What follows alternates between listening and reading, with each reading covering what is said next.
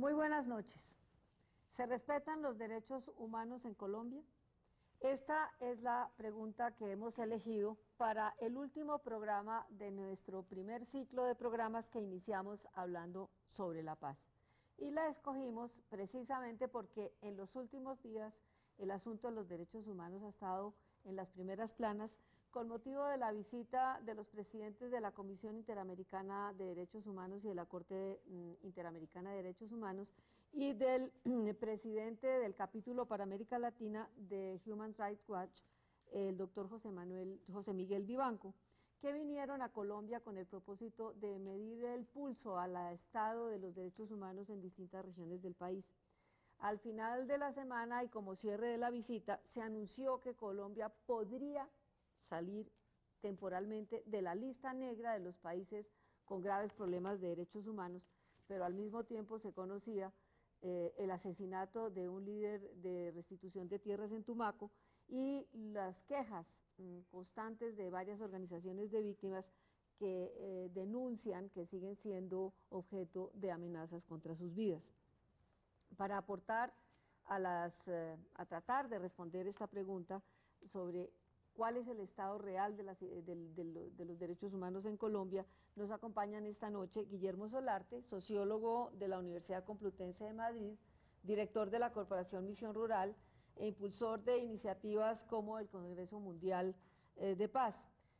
También está el doctor David Suárez, un doctor en filosofía, diplomado en Derechos Humanos y Resolución de Conflictos y catedrático de Derechos Humanos en la Facultad de Ciencias Políticas de la Universidad Javeriana.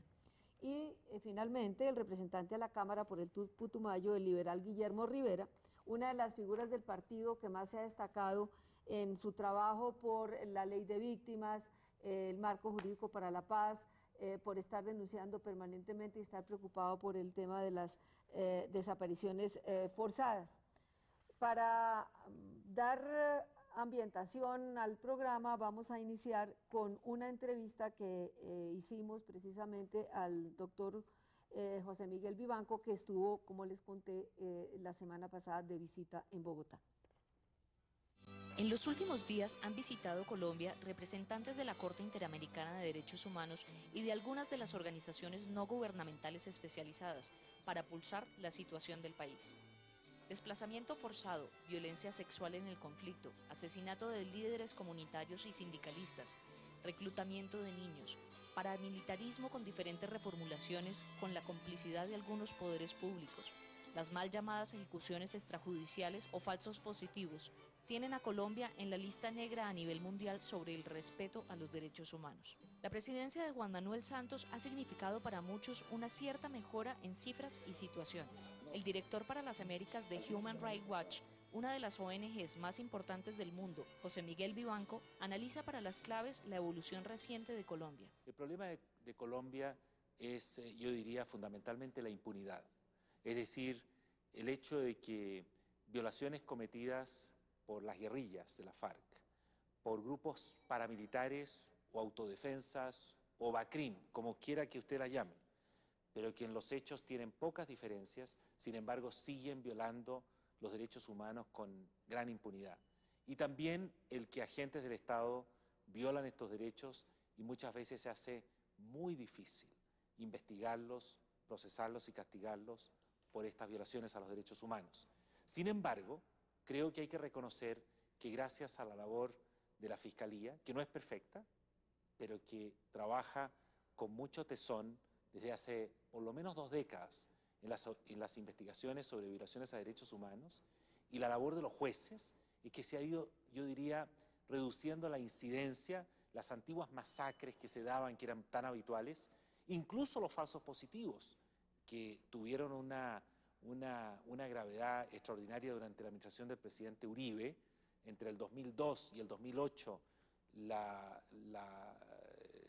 el fenómeno de falsos positivos se extendió a lo menos 1.700, 1.800 causas que afectan a 3.000 víctimas que están bajo investigación por parte de la Fiscalía. Los falsos positivos son un grupo enorme de violaciones sistemáticas a los derechos humanos, que por lo demás para la Corte penal internacional constituyen crímenes sistemáticos. La Corte no acepta el que sean catalogados estos falsos positivos como hechos aislados.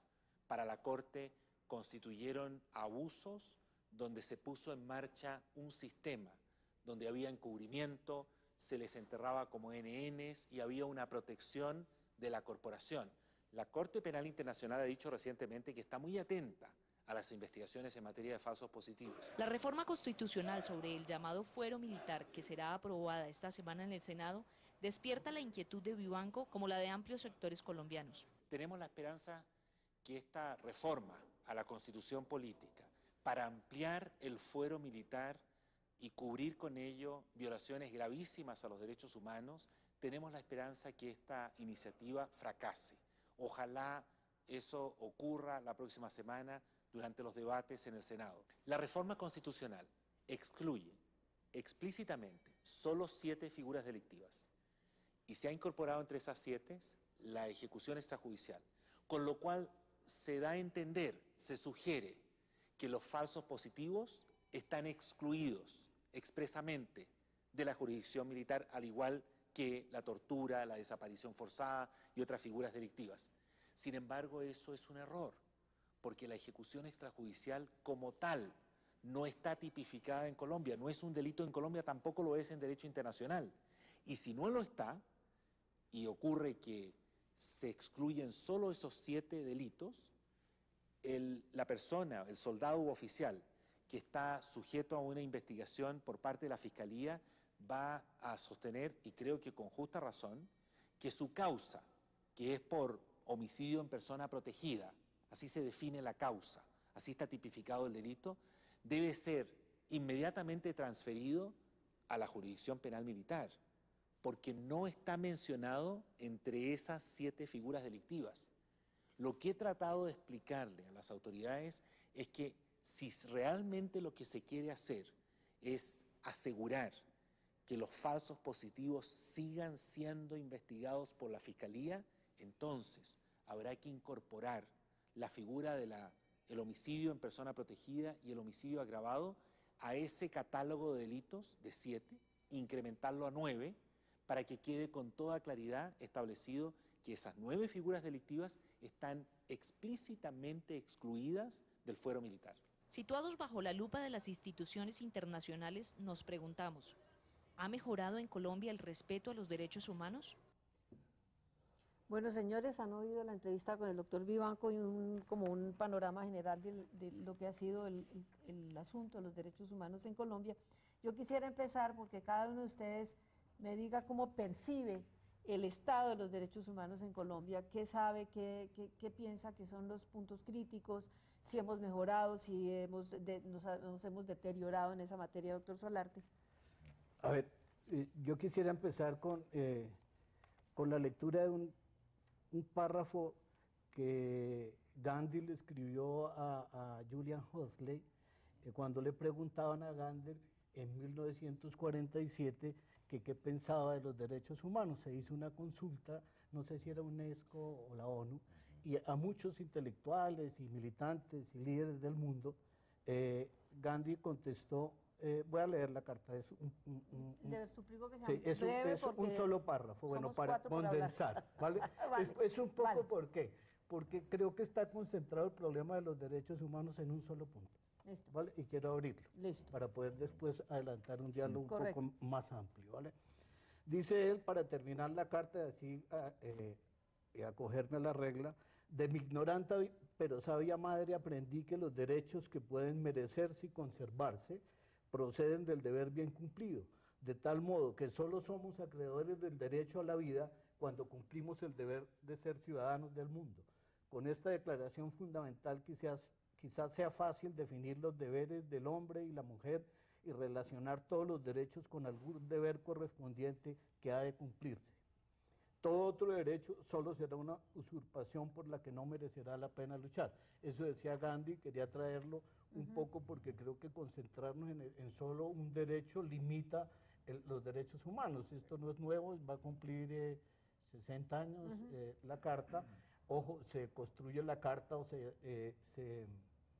digamos, se elabora la carta un poco después de un escenario, el escenario más violento que puede haber construido la humanidad, que fue esa Segunda Guerra Mundial. Antonio.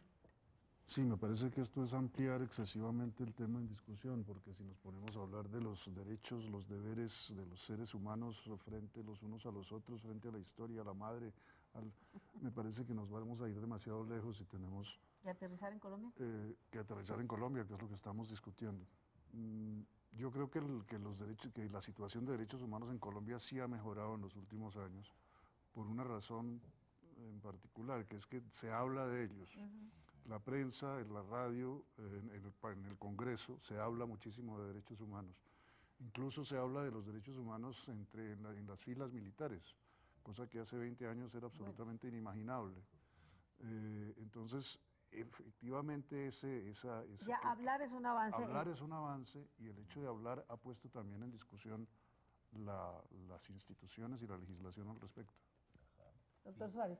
Pues yo pienso lo mismo, pienso que ha avanzado el tema de los derechos humanos. Indiscutiblemente hay una mejoría en el sentido de que efectivamente se puede hablar de derechos humanos y que el tema de derechos humanos se ha desideologizado. Desmamertizado, para decirlo coloquialmente. Exactamente, porque de lado y lado, claro, el tema de los derechos humanos era hace 20 años atrás, que es el referente que toma Antonio, pues efectivamente hace 20 años atrás el tema de derechos humanos, hablar de derechos humanos en unos países era ser tildado de comunista, subversivo, lo que fuera, y en otros lugares era ser tildado de opositor o disidente o cosas parecidas.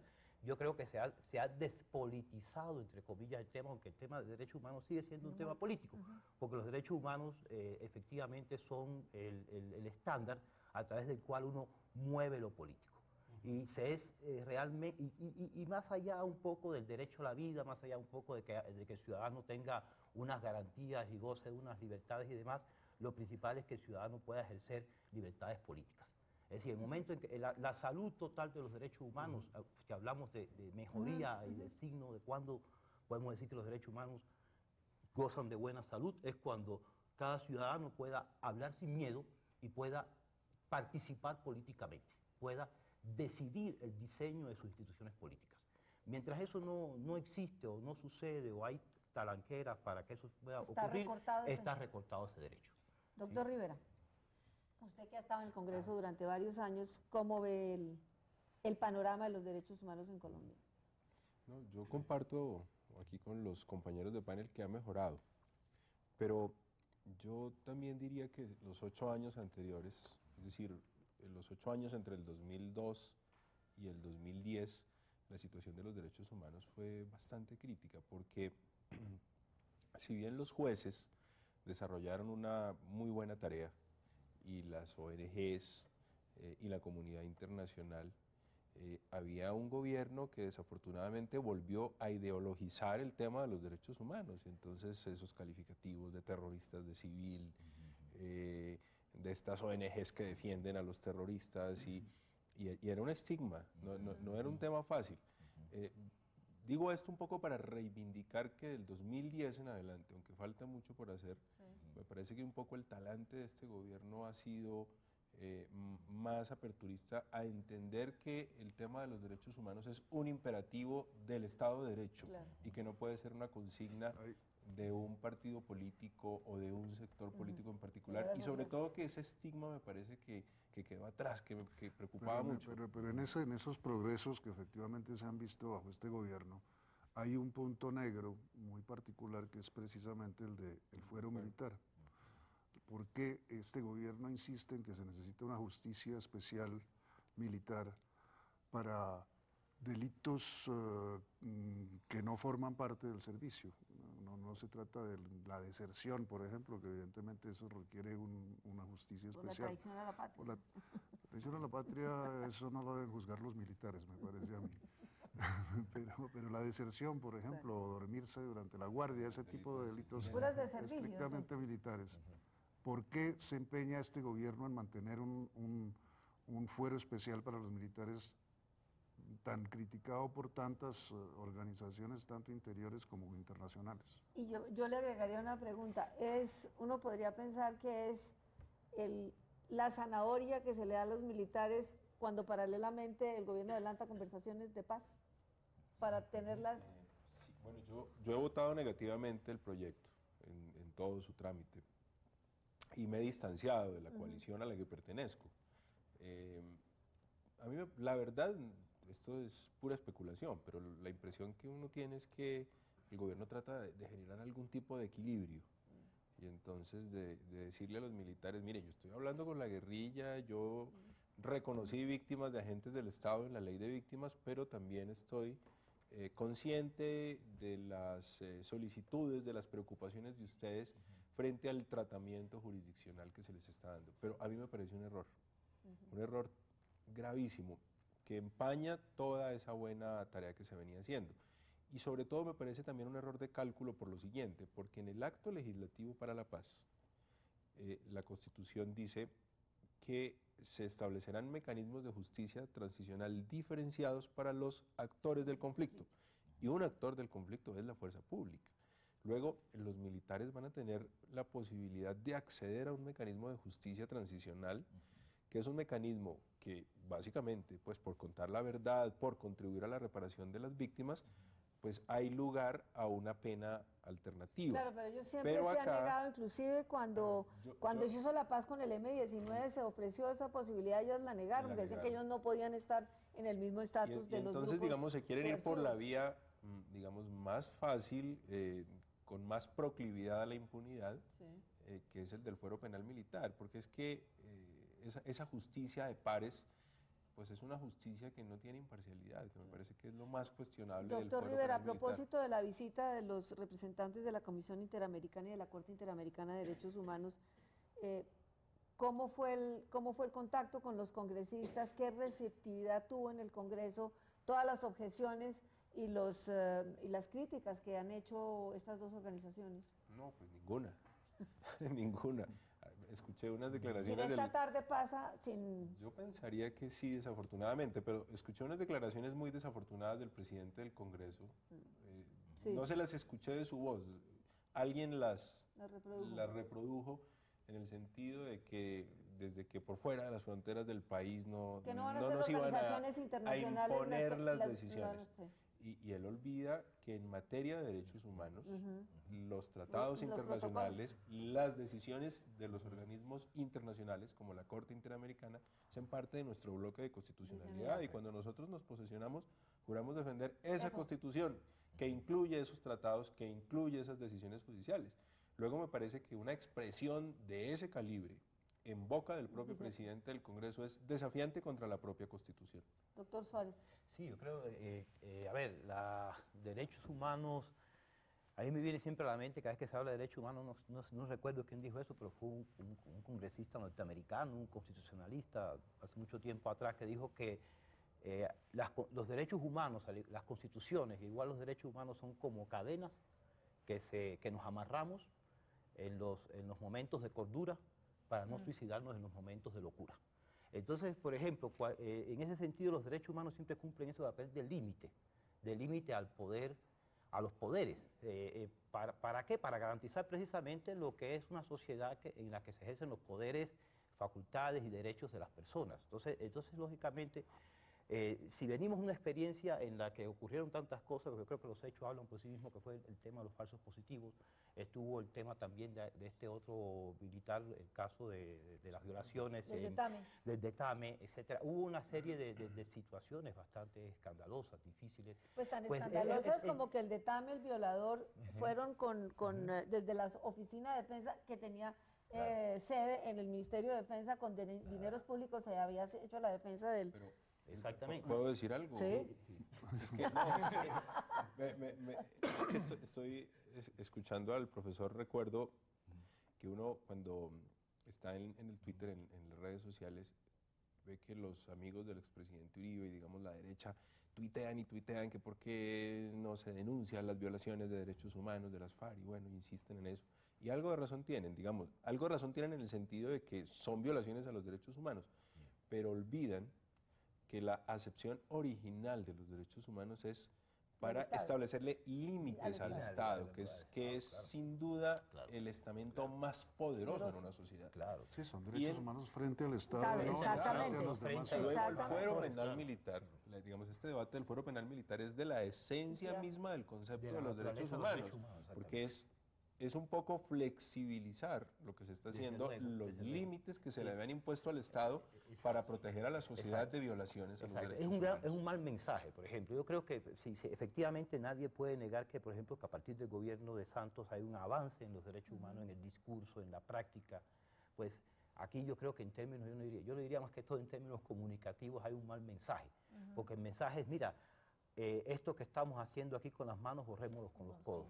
Y con los pies. Es decir, porque si estamos avanzando, ¿cómo vamos a abrir frente a precedentes como tales, dar el mensaje de que entonces, que aquello era una mentira, aquello era, los falsos positivos, fue falso lo de los falsos positivos, entonces ahí hay un mal mensaje. Digamos los falsos positivos, perdón. Dale. Los falsos positivos que en un primer momento estuvieron en manos de la justicia penal militar y pasaron a la justicia ordinaria. Pero tampoco es que la justicia ordinaria haya avanzado a velocidades extraordinarias. Una de las quejas es esa, la impunidad. La impunidad que venía, digamos, garantizada por el hecho de que estuvieran en manos de la justicia penal militar, ha continuado bajo la justicia ordinaria. De los más de 1000 casos de que hablaba creo que se han resuelto muy Vivanco, creo que no más de 5 se han resuelto.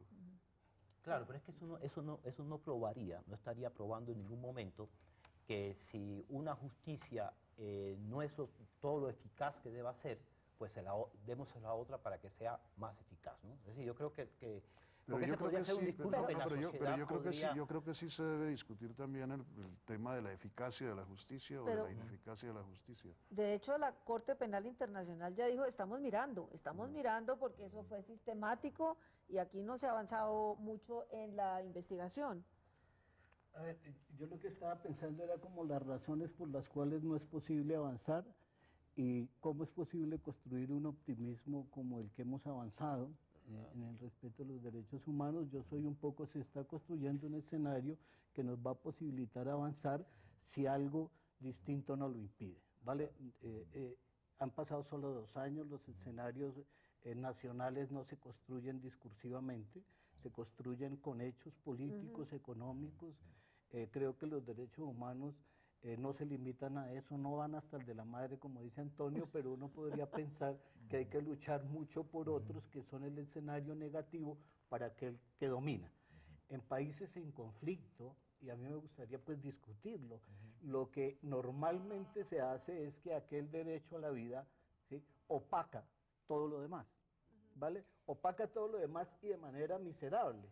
Porque es que fíjense, cuando ustedes estaban hablando, yo decía, bueno, ¿y cuál es el escenario donde ustedes quieren construir garantías de derechos humanos? Pues un escenario donde se invierten planetariamente cerca de 1.500 billones de dólares en armas. Los que más invierten son los 5 países que más defienden esos derechos humanos. Entonces uno diría, oiga, si estos señores, o sea, Estados Unidos, Francia, Inglaterra, España, bueno, Rusia y China, sin que lo respeten el término occidental de la palabra, lo que sucede es que en ese escenario no vas a poder, por lo menos, pensar en construir un escenario de respeto al derecho a la vida. Bueno, pero guardadas proporciones, si lo trasladamos a Colombia, Colombia el impuesto, digamos, lo que se va en defensa, pues abona a su argumento localmente. Claro, pero no solo lo que se va en defensa del Estado, que es, digamos, el primer violador de derechos humanos como le corresponde frente a una carta que está limitándolo, ¿vale? Es también los ejércitos privados, ¿sí? Esos ejércitos privados que a veces, ¿sí?, diluyen tu libertad en obediencia. Tienes que ser obediente. La vez pasada, y quería mirar para aterrizar como me pedías en Colombia, como decía una amiga, aterrizar solo los que vuelan, ¿no? Los demás no aterrizan, ¿vale? Entonces, para aterrizarlo, como decía Antonio, mira, estamos haciendo un trabajo de investigación, 8 variables, durísimas, son durísimas de esos violatorias de los derechos humanos.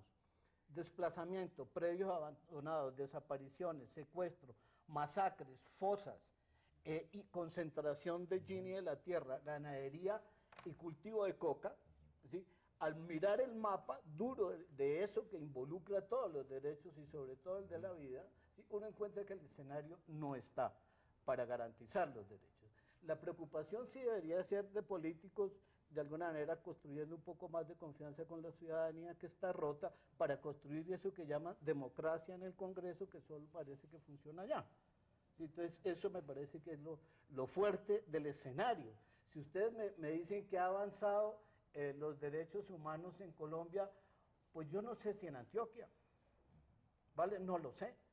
¿Sí? Yo no sé cuántos asesinatos, cuántas redes de narcoparamilitares, políticos y guerrilleros existen en el territorio de Antioquia y Córdoba para decir que los derechos humanos, de verdad, comparto agradablemente el optimismo de que podemos construirlo.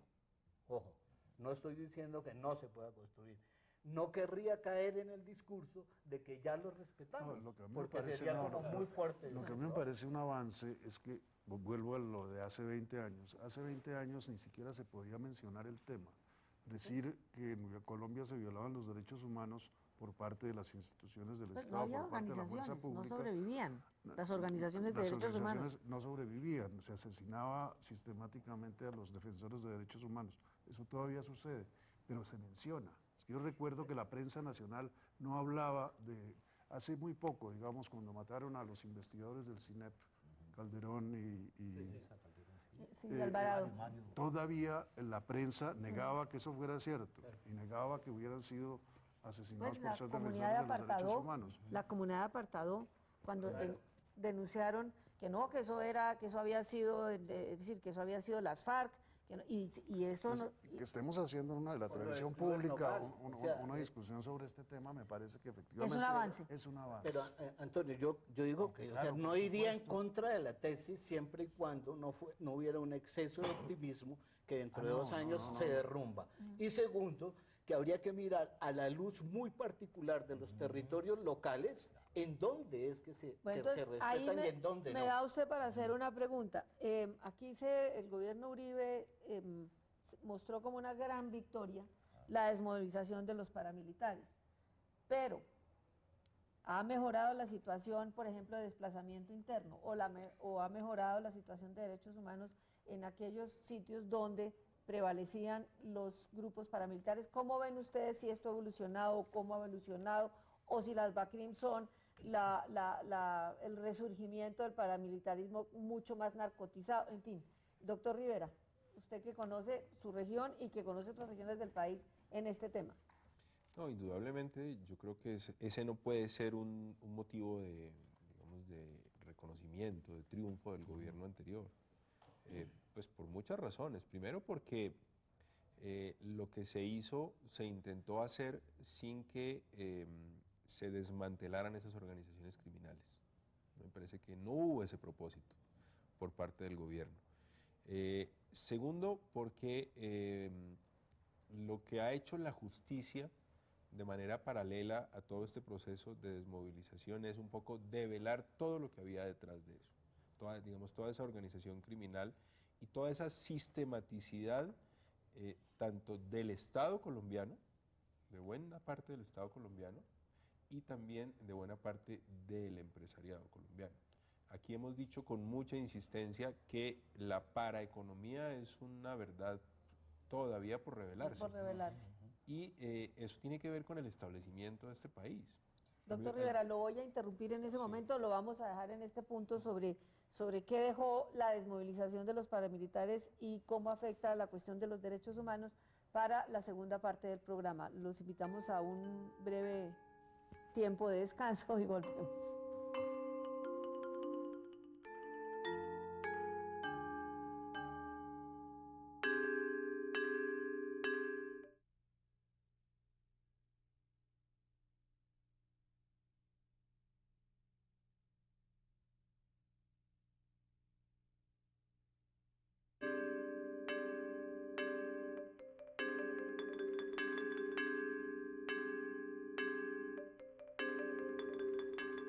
Bueno, el doctor Rivera planteaba al final de nuestra primera parte del programa que todavía hay mucho por develar de las relaciones que hubo entre el establecimiento y los grupos paramilitares. Y usted considera que el tema de del empresariado es un tema intocable aún, pero también la pregunta es si se conservan las relaciones de sectores de las Fuerzas Armadas con estos grupos paramilitares y estos grupos de BACRIM o bandas emergentes, y si estas han ocupado los espacios que dejaron las llamadas autodefensas de Colombia.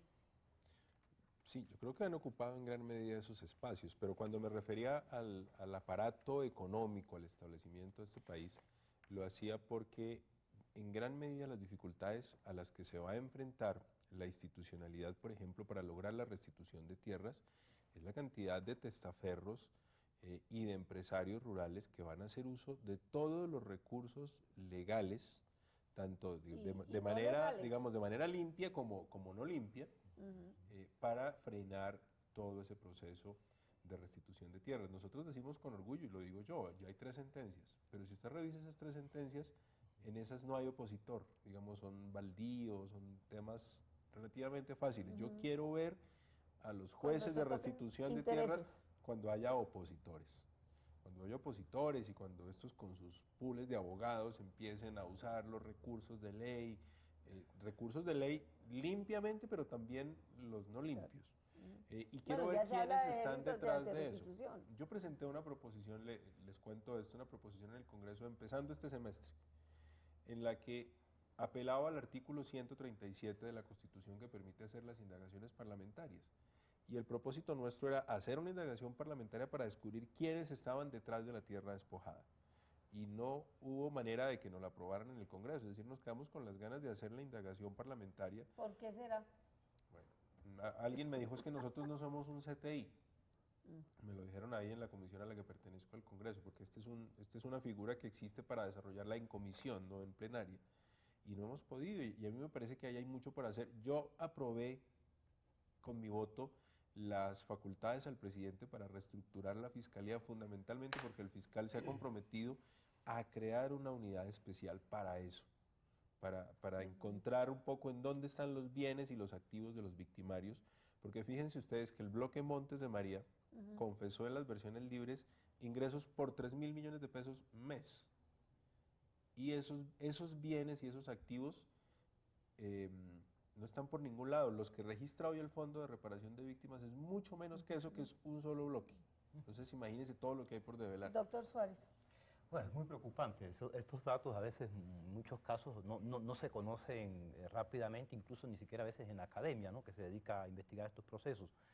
Evidentemente esto es muy preocupante lo que nos cuenta acá el congresista, ¿no? Yo creo que la cosa es un poco, pues, darle también mucho, no confiar mucho. Si hay todas estas dificultades, pues el tema de derechos humanos no es solamente un tema del Estado.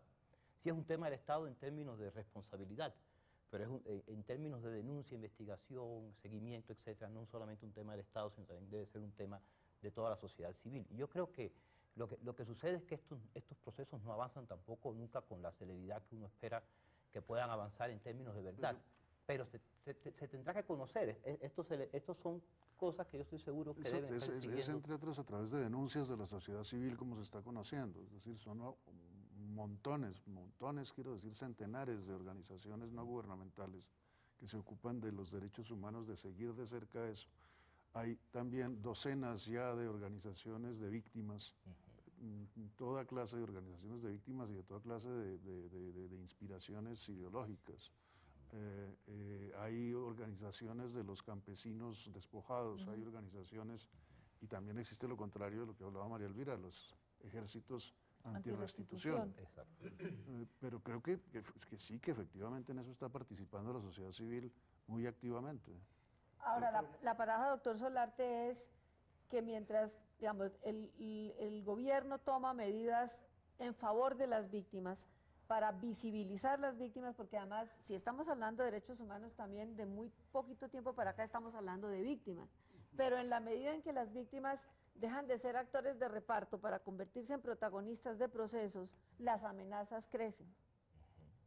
Bueno, yo creo como varias cosas. Una es un poco la relación que estaba el congresista tratando de explicar por qué en el Congreso no se aprueban las leyes realmente fuertes contra los que desposeen la tierra, los que despojan la tierra. Hace 12 años, cuando hicimos Misión Rural, descubríamos que gran parte de los congresistas eran terratenientes. Y sobre todo los de las comisiones quintas. Claro, entonces tú miras eso, mira esto que lo descubrimos hace mucho tiempo. Decía uno, cómo poder democratizar digamos, la propiedad de la tierra cuando la relación, algunos decían feudal, sí, entre el Congreso y la propiedad de la tierra estaba ahí. Y creo que después, con el tiempo, eso se expresó en paramilitarismo político en el Congreso. El 35% del Congreso, claro, aliado de los paramilitares. Uno dice, si eso fue así, o sea, habría que volver a la esperanza y decir, hombre, puede cambiar el Congreso. Yo bien me temo que tendría que haber una revolución política inconmensurable para poder cambiar el Congreso y habría que radicalmente pensar en otras cosas, ¿no? Fíjate. Es decir, que primero vendría el cambio en la posesión de la tierra y solo después el cambio en las... No, yo no me aventuro a decir eso en tanto que ahora la tierra no es, digamos, lo fundamental. Fíjense lo que voy a decir que puede ser muy fuerte. A ver. Nosotros trabajamos con campesinos y en una ocasión en el Cauca estaba reunido con algunos campesinos, unos 60, 70, todos de la edad, bueno, de nosotros, ¿sí? Todos al preguntarles si ellos tenían por lo menos pensión, ¿sí? De los 60 ninguno tenía pensión. Y el derecho que ellos querían tener, estoy diciendo lo que decía, era el derecho a la pensión. Y fíjense que cambiaba un poco el concepto. Ellos querían tener casa y parcela, pero la fuente de trabajo y de ingresos no podía seguir siendo la tierra en tanto su edad, 65, 70, no los podía. Y los hijos ya habían emigrado. Vale, ese es un contexto un poco muy particular que puede dar como algunas señales si es que lo que se necesita es restaurar el derecho a la tierra o restaurar todos los derechos en los territorios rurales colombianos donde más golpeados han estado, ¿no? Eso es un poco, y quería una cosa pero mínima, porque es que cuando dijo Vivanco que las masacres antiguas, yo me estremecí, lo de Santa Rosa de Osos fue... Es cierto, la masacre de Santa Rosa de Osos. Claro, yo dije... Pero es cierto que durante que han disminuido. habían disminuido las masacres. Sí. Pero no el tamaño de la masacre.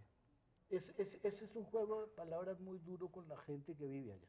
No, de acuerdo. Sí, que vive allá. Pero yo creo que sí hay que aceptar. Es un juego de palabras muy duro decir que ha disminuido la violencia. Y sin embargo ha disminuido la violencia. Pero pues, eso es lo que sucede, la injusticia comparativa con las últimas víctimas de un conflicto. Pero te pregunto, igual es una polémica fuerte. Mira la disminución de la violencia en las dictaduras fuertes. Yo viví el último año de Francisco Franco y después toda la transición allá. Y claro, la gente decía que era muy seguro, que no existía la violencia, como pueden decirte en muchos municipios colombianos. ¿Y cómo va a existir la violencia si te matan? Dicen que la violencia volvió ahora. Imagínate, como si alguna vez hubiera desaparecido, ¿sí me entiendes?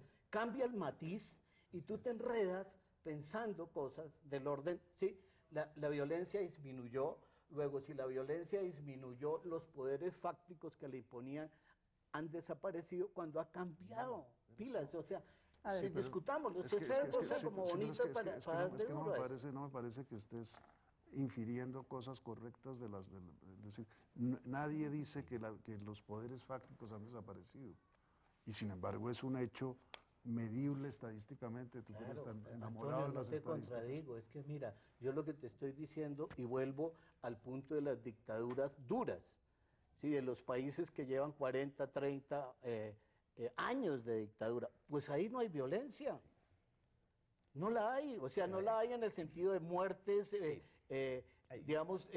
yo creo sí. Yo creo que esa discusión es muy interesante, pero a veces un poco lo que es a veces engañoso. Yo creo que que manejar el tema de derechos humanos, obviamente desde el punto de vista de estadísticas, de cifras, de si disminuyó, se aumentó, es importante porque eso permite medir, el estado de cosas, ¿no? Digamos, si se avanza, no se avanza, si la eficacia de una política, pero a veces es muy engañoso. ¿Por qué razón? Porque puede ser, por ejemplo, en la academia se suele hacer muchas veces esa pregunta, y yo creo que también se la hace en algunos casos, la sociedad civil también se la hace, si hasta dónde, por ejemplo, los hechos muchas veces, cuando ya se denuncian, cuando ya se conocen, ya ejecutaron su programa. Es como un virus que ya una vez que ejecuta sus programas, bueno, ahora vamos a hablar de él, pero ya cuando se habla de ese problema, ya él hizo su trabajo, ¿no? Entonces eso pasa mucho, eso pasa con las dictaduras, eso pasa con los problemas de derechos humanos. Es decir, una vez que de pronto no hace falta hacer, no sé, si el límite era hacer 40 masacres para tener en cierta región ordenadas y silenciadas a las personas, ya se ejecutaron y ahora no hace falta, ya es ineficaz, ya pasó el tiempo a hacer las masacres. Entonces se pasa a otro momento. A otro nivel. Y yo creo que también hay que tener un poco de cuidado porque precisamente en los procesos políticos esto a veces no se cambian las realidades, sino se cambian los nombres. Entonces un poco con el tema este, yo no sé, me gustaría un poco tocarlo, el tema este de paramilitarismo o ACRIM. Evidentemente cuando se hablaba, hubo una gran polémica siempre y una gran discusión en torno a paramilitarismo, autodefensa, porque obviamente había una connotación diferente en cada uno de los términos, pero ya cuando se deja hablar de paramilitarismo como un proceso de desmovilización presuntamente exitoso, pues entonces hay una mutación, ya no se puede hablar de paramilitarismo, se habla presuntamente exitoso. Presuntamente exitoso. Es que habría que ver que en todas partes, no solo en Colombia, cuando se desmoviliza alguna fuerza armada irregular, o incluso una fuerza armada regular, buena parte de sus miembros se convierten en delincuentes comunes. Eso sucedió en Centroamérica. En Centroamérica, eso sucedió en Alemania. Y sucederá cuando terminó la Segunda Guerra. Sucederá aquí si prospera el proceso de paz. Y en ese sentido quiero darles una vuelta de tuerca. Vámonos al proceso de paz y quiero que me comenten qué opinan de la reciente propuesta de las FARC, la que hizo por medio de la Cruz Roja, para que se constitucionalice la agenda y se someta al derecho internacional humanitario, porque es la primera vez en que las FARC reconocen la necesidad de someterse al derecho internacional humanitario, que son las grandes violadores de derechos humanos en este país, o una de las grandes. ¿Qué opinan ustedes? Doctor Suárez. Bueno, si es así, de resultar es un paso bastante positivo, ¿no? Porque es reconocer, por ejemplo, el derecho internacional. A las guerrillas solamente se las puede cuestionar, ¿sí? Como actores armados desde la perspectiva del derecho internacional humanitario, no desde la perspectiva, obviamente, de los derechos humanos, porque los derechos humanos miden el comportamiento del Estado, ¿sí? Son límites al poder del Estado. No. Entonces, en ese sentido, pues habría que acogerlo con bastante beneplácito, ¿no? Sí, es la primera vez, es decir, las FARC siempre han reclamado el estatuto de beligerancia, pero a la vez se negaban a aceptar el respeto por los derechos humanos que va implícito en el estatuto de beligerancia. Entonces me parece que están poniendo por primera vez lo uno delante de lo otro y no como lo venían haciendo hasta ahora. Doctor Rivera. Sí, no, completamente de acuerdo, me parece que es un avance. Es un avance, entre otras cosas, porque doctrinariamente acogerse al derecho internacional humanitario o darle un reconocimiento de actor de conflicto armado no per se significa darle reconocimiento de beligerancia. Entonces me parece que que ello haya surgido de las propias FARC es un avance importante. En lo que yo quizás no encuentro la fórmula jurídica es cómo se pueda constitucionalizar eso, que es la propuesta que ellos agregaron. Es ahí es donde ellos hablan de constitucionalizar la agenda. Claro, pero fíjate, o sea, primero optimismo total en las señales que se están dando, que me parece que es positivo. O sea, que ellos digan esto, que el diálogo avance milimétricamente, pero avance. Me parece positivo. ¿Sí? Lo de la constitucionalizar, yo siempre he pensado que el horizonte de la cuestión va a ser una constituyente. O sea, podemos debatir lo que sea, ¿sí? Pero creo que, aunque no está en la agenda, parte de la cuestión oculta del proceso, bueno, oculta, ¿vale? Creo, igual me puedo equivocar, aunque podría decir argumentos a favor. Sería el resultado del proceso. Claro, Yo lo que entendí por lo que oí es que yo ellos creo quieren que se constitucionalice De en tal este manera- momento la pero es que agenda el ejercicio sobre la que están dialogando. sí, pero fíjate, el ejercicio de constitucionalizar eso va a una discusión, creo yo, pero igual si me equivoco, pues no hay nada que hacer, va a una discusión que pone sobre la agenda una nueva constituyente. Creo, ¿sí?, que esos son pasos positivos. Creo además que podría ser absurdo decirlo en muchos sentidos, que el país no hizo una transición hacia la constitución anterior, ¿vale? Tal vez yo lo entendí distinto, digamos, y me parece que es audaz la propuesta de las FARC. Sí. Yo lo que entiendo es, ustedes nos dan un reconocimiento de actor de conflicto armado. Vamos a llegar a un acuerdo. Claro. Ese acuerdo es entre contendientes.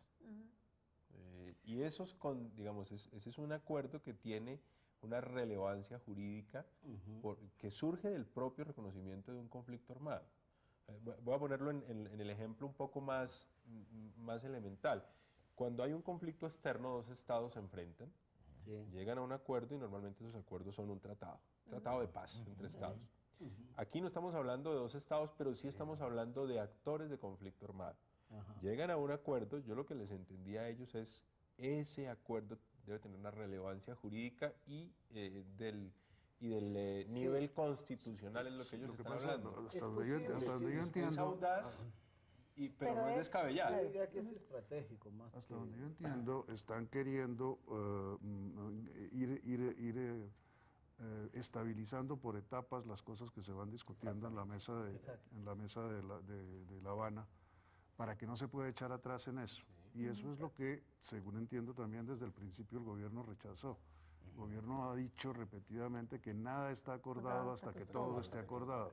Las FARC, con esta propuesta, que me parece interesantísima, ya dije, en la medida en que es la primera vez en que las FARC se refieren al derecho internacional humanitario, pero lo que están queriendo lograr con esta propuesta es que se rompa ese principio del gobierno de que todo está acordado y que se acuerden cosas definitivamente antes de que esté acordado todo. Otra interpretación además sumada a esa es que es decir, que es en contravía de la negociación express que pretende el gobierno para poderla alargar en el tiempo, y el tiempo de ellos es largo. Doctor Suárez, ¿usted qué opina? No, lo que pasa es que el gobierno ha dicho una cosa, digamos, que es sensata, pero que, claro, convencer a las FARC no es fácil. El gobierno ha dicho, acordemos unas reglas de juego para que ustedes en democracia defienden lo que ahora defienden con las armas. Claro.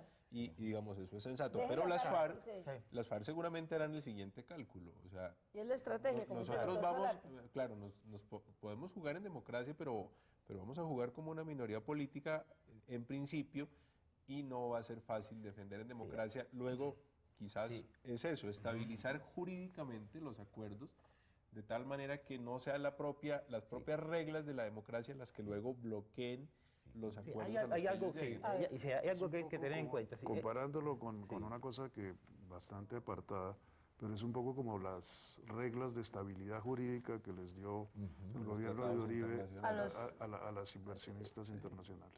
Exacto. Pero yo creo, a mí lo otro es, por ejemplo, yo creo que la FARC está teniendo en cuenta lo siguiente: aquí se juega mucho al vaivén, ¿sí? Es como un péndulo, ¿no? Entonces ellos tienen mucho, yo pienso con justa razón también, mucho temor de que, obviamente, como lo tiene cualquier ciudadano también común, de que le hayan apostado a este proceso, que tenga esperanzas, expectativas positivas puestas en este proceso, que eso fracase. Y obviamente ellos más, porque si esto fracasa, pues obviamente un escenario posible es, vean, eso pasó por sentarse a negociar con terroristas, esto sucedió por volver a confiar en estos bandidos. Entonces cuando una manera, hablar del DIH tiene un elemento obviamente de razonamiento político importante, de lógica política. Ellos están diciendo, bueno, si esto se acuerda ya, se queda ya plasmado, es asegurado, pues no se nos puede llamar nuevamente terrorista, porque si estamos hablando de derecho internacional humanitario, se nos está reconociendo por lo menos como actores legítimos, no con estatuto de beligerancia, sino como actores legítimos políticos dentro de un conflicto armado. Y en segundo lugar, yo creo que también es importante desde un punto de vista de compromiso político que ellos están mostrando en la mesa, porque están diciendo, en este caso, están diciendo, vean, nosotros estamos dispuestos a respetar el derecho internacional humanitario. Es decir, a comportarnos en caso de que esto, de la guerra. de la guerra. Si este proceso fracasa, lo que van a tener después no es un actor que violenta permanentemente el derecho internacional humanitario y por lo tanto comete actos de terror, sino un actor que va a estar de alguna manera un contendiente que se va a estar comportando dentro de las reglas del derecho internacional humanitario. En ese caso, si dejan de cometer actos de terror, dejan de ser terroristas. Eso es una... Exacto, pero de todas maneras el discurso político se va a manejar así. Yo creo que están poniendo... Claro. Hoy día las guerras no se deciden solamente desde un punto de vista militar, se deciden también desde un punto de vista político y desde un punto de vista discursivo. Fíjate que parece que se estuviera en la línea que estás diciendo, como dando una transición de una militarización de la política a una politización de los grupos estos, ¿sí? Y eso viene siendo estratégico. Porque claro, esto no es como decir, las FARC no pueden decir en la mesa, se acabó todo, ahora vamos a empezar, tienen que irlo construyendo. Ahora, ¿qué tan cierto es? Bueno, habría que ponerle todas las dudas que hay que ponerle a todos los políticos, ¿sí? Pero bueno, eso es lo que está sucediendo. Empiezan a emitirse, digamos, señales. Oiga, nosotros no somos solo militares, y es muy posible que el ejército empiece a emitir señales, nosotros no somos paramilitares. Y en ese diálogo es que de alguna manera surgiría el optimismo de que ahí es donde se tiene que construir. ¿Y qué es lo que se tiene que construir? ¿Sí? Pues no hay otra cosa que un escenario democrático. Cuando tú hablabas, por ejemplo, un tema duro que es, bueno, ¿y cómo se incorporan todos estos, digamos, delincuentes, terroristas, todos, a la política?